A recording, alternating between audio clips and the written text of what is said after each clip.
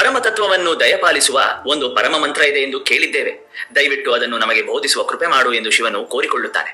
ಲೋಕ ಕಲ್ಯಾಣಕ್ಕೋಸ್ಕರ ಶಂಕರನ ಆತುರವನ್ನು ಅರ್ಥ ಮಾಡಿಕೊಂಡ ವಿಷ್ಣು ಭಗವಂತನು ಆನಂದ ಭರಿತನಾಗಿ ಮುಂದುವರಿಸುತ್ತಾನೆ.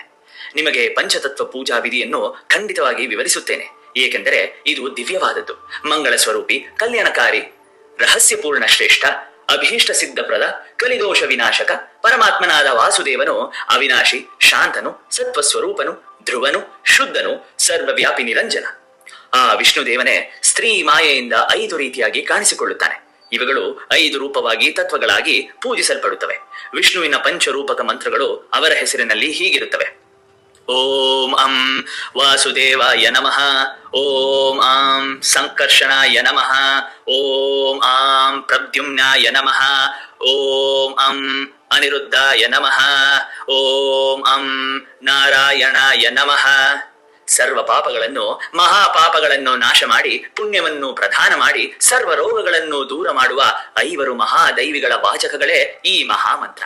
ಈ ಪಂಚದೇವ ಪೂಜೆ ಮಾಡುವ ಸಾಧಕನು ಮೊದಲು ಸ್ನಾನ ಮಾಡಿ ವಿಧವಿತ್ತಾಗಿ ಸಂಧ್ಯಾ ವಂದನೆ ಮಾಡಿ ಮತ್ತೆ ಕೈಕಾಲು ತೊಳೆದುಕೊಂಡು ಪೂಜಾ ಮಂದಿರಕ್ಕೆ ಪ್ರವೇಶ ಮಾಡಿ ಆಚಮನ ಮಾಡಿ ತಮ್ಮ ಮನಸ್ಸಿಗೆ ಇಷ್ಟವಾದ ಆಸನವನ್ನು ಹಾಕಿಕೊಂಡು ಸ್ಥಿರವಾಗಿ ಕುಳಿತುಕೊಂಡು ಅಂ ಕ್ಷೌ ರಂ ಎನ್ನುವ ಮಂತ್ರವನ್ನು ಉಚ್ಚರಿಸುತ್ತಾ ಶೋಷಣಾದಿ ಕ್ರಿಯೆಗಳನ್ನು ಮಾಡಬೇಕು. ಅಂದರೆ ಶರೀರವನ್ನು ಶುದ್ಧಿ ಮಾಡಿಕೊಳ್ಳಬೇಕು. ಶ್ರೀ ವಾಸುದೇವ ಕೃಷ್ಣನೇ ಈ ಜಗತ್ತಿಗೆ ಸ್ವಾಮಿ. ಪೀತಾಂಬರ ವಿಭೂಷಿತ ಸಹಸ್ರ ಸೂರ್ಯ ಸಮಾನ ಶ್ರೇಯಸ್ಸು ಉಳ್ಳವನು ದೇದೀಪ್ಯಮಾನವಾದ ಮಕರಾಕೃತಿಯಲ್ಲಿ ಇರುವ ಕುಂಡಲ ಸುಶೋಭಿತ ಶ್ರೀಕೃಷ್ಣನನ್ನು ಹೃದಯ ಕಮದಲ್ಲಿ ಇಟ್ಟುಕೊಂಡು ಜ್ಞಾನ ಮಾಡಬೇಕು.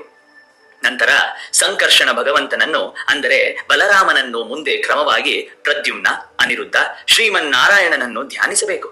ನಂತರ ಆ ದೇವಾದಿ ದೇವರಿಂದ ಜನಿಸಿದ ಇಂದ್ರಾದಿ ದೇವತೆಗಳನ್ನು ಧ್ಯಾನಿಸಬೇಕು. ಮೂಲ ಮಂತ್ರದ ಮೂಲಕ 2 ಕೈಗಳಿಂದಲೂ ಕರನ್ಯಾಸ, ಅಂಗನ್ಯಾಸ, ಈ ಮಂತ್ರಗಳಿಂದ ಅಂಗನ್ಯಾಸ ಮಾಡಿ ಎಲ್ಲ ದೇವತೆಗಳನ್ನು ಪೂಜಿಸಬೇಕು. ಆ ನ್ಯಾಸ ಮಂತ್ರಗಳನ್ನು, ಪೂಜೆ ಮಂತ್ರಗಳನ್ನು ಹೇಳುತ್ತೇನೆ, ಕೇಳಿಸಿಕೊಳ್ಳಿ. ಇದಾದ ನಂತರ ಓಂ ಪದ್ಮಾಯ ನಮಃ ಎಂದು ಸ್ವಾಸ್ತಿಕ ಸರ್ವಾದ್ರಿ ಮಂಡಲವನ್ನು ಮಾಡಿ ಆ ಮಂಡಲದಲ್ಲಿ ಇದೇ ಮಂತ್ರಗಳಿಂದ ದೇವತೆಗಳನ್ನು ಪೂಜೆ ಮಾಡಬೇಕು.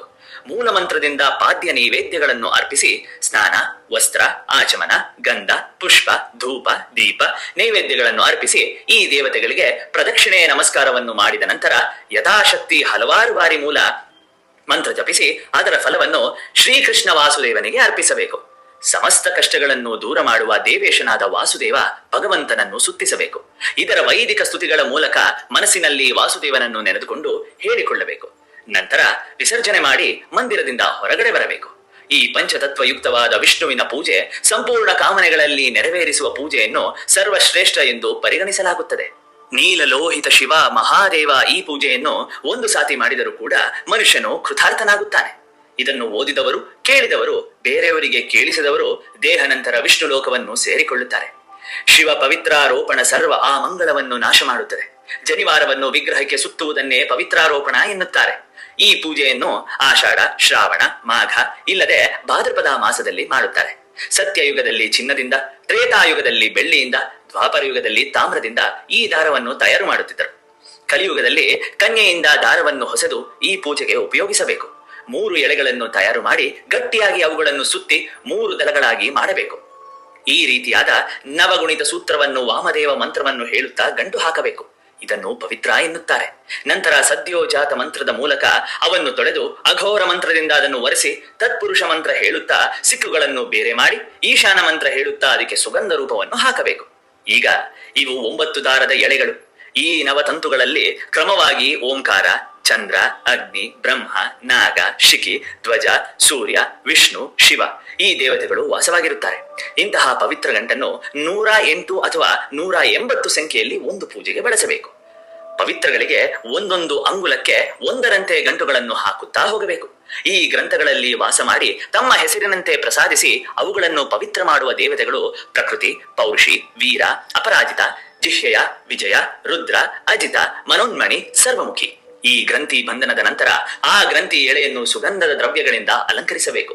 ಅದನ್ನು ಮಹಾದೇವನಿಗೆ ಸಮರ್ಪಿಸಿ ಸರ್ವೋಪಚಾರಗಳಿಂದ ಪೂಜಿಸಿ, ಹೇ ದೇವೇಶ, ಹೇ ಮಹೇಶ್ವರ, ತಾವು ತಮ್ಮ ಗಣಗಳ ಸಮೇತನಾಗಿ ಇಲ್ಲಿಯೇ ತಂಗಿಬಿಡಿ. ಪ್ರಾತಃ ವೇಳೆಯಲ್ಲಿ ತಮಗೆ ಇನ್ನೊಂದು ಪೂಜೆಯನ್ನು ಸಮರ್ಪಿಸುತ್ತೇನೆ ಎಂದು ಆಹ್ವಾನಿಸಬೇಕು. ಆ ರಾತ್ರಿಯೆಲ್ಲ ನೃತ್ಯ, ಸಂಗೀತ, ವಾದ್ಯ ಸೇವೆಯಿಂದ ಉತ್ಸವವನ್ನು ನಡೆಸಿ ರಾತ್ರಿಯೆಲ್ಲ ಜಾಗರಣೆ ಇರಬೇಕು. ಬೆಳಗಾಗುತ್ತಿದ್ದ ಹಾಗೆ ಆ ಪವಿತ್ರವಾದ ದಾರವನ್ನು ಮಹೇಶ್ವರನ ಸಾನ್ನಿಧಾನದಲ್ಲಿ ಸ್ಥಾಪಿಸಿ ಚತುರ್ದಶಿ ತಿಥಿ ಹುಟ್ಟಿದ ತಕ್ಷಣ ಸ್ನಾನ ಮಾಡಿ ಮೊದಲು ಸೂರ್ಯನನ್ನು ನಂತರ ಶಿವನನ್ನು ಪೂಜಿಸಬೇಕು. ಆಮೇಲೆ ಸಾಧಕನು ಧ್ಯಾನದಲ್ಲಿ ಮುಳುಗಿ ಹಣೆಯಲ್ಲಿ ಶಿವರೂಪವನ್ನು ನೋಡುತ್ತಾ ತನ್ನ ಆತ್ಮಸ್ವರೂಪವನ್ನು ಪೂಜೆ ಮಾಡಬೇಕು. ಆಗ ಪವಿತ್ರ ಗ್ರಂಥಿಗಳನ್ನು ಅಸ್ತ್ರ ಮಂತ್ರಗಳಿಂದ ತೊಳೆದು ಹೃದಯ ಮಂತ್ರಗಳಿಂದ ಆಚರಿಸಿ ಸಂಹಿತ ಮಂತ್ರಗಳಿಂದ ಧೂಪವನ್ನು ಹಾಕಿ ಭಗವಂತನಿಗೆ ಸಮರ್ಪಿಸಬೇಕು.